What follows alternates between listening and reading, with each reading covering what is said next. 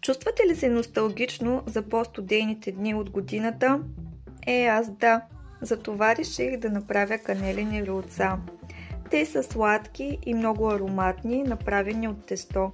Обикновено се сервират в Северна Европа и Северна Америка, но започват да набират и все по-голяма популярност в нашите географски ширини.